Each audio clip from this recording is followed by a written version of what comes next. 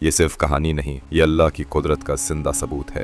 ایک دفعہ کا ذکر ہے، اللہ کے نیک بندے امام احمد بن حنبل رحمہ اللہ سفر میں تھے۔ رات ہو چکی تھی، ایک قصبے میں پہنچے، مسجد میں نماز ادا کی اور وہیں رات گزارنے کا ارادہ کیا۔ مسجد کے خادم نے انہیں ایک عام مسافر سمجھا اور مسجد میں سونے سے منع کر دیا۔ امام خاموشی سے باہر آ گئے، سوچا دروازے پر ہی سو جائیں گے، مگر خادم نے وہاں سے بھی انہیں سختی سے ہٹا دیا۔ یہ منظر مسجد کے قریب ایک نان بائی دیکھ رہا تھا، اس کا دل پسیج گیا۔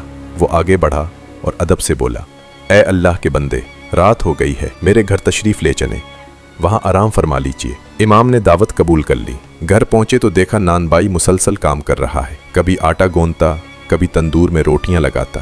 اس کی زبان ہر لمحہ ایک ہی ذکر سے تر تھی، استغفر اللہ استغفر اللہ۔ ساری رات یہی حال رہا۔ صبح ہوئی تو امام احمد رحمۃ اللہ علیہ نے محبت سے پوچھا، بھائی تم ہر وقت استغفار کرتے رہتے ہو، اس کا کیا فائدہ دیکھا ہے؟ نان بائی مسکرایا، کہنے لگا، حضرت جب سے استغفار کو اپنا معمول بنایا ہے، اللہ نے میری ہر دعا قبول فرمائی ہے، جو مانگا عطا ہو گیا۔ پھر تھوڑی دیر رک کر بولا، بس ایک دعا ہے جو ابھی تک پوری نہیں ہوئی۔ امام نے پوچھا، وہ کون سی دعا ہے؟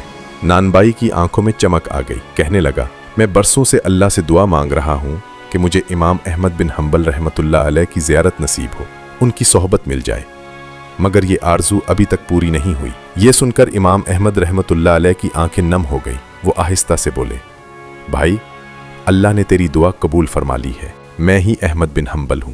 یہ سن کر نان بائی پر جیسے سکتہ طاری ہو گیا۔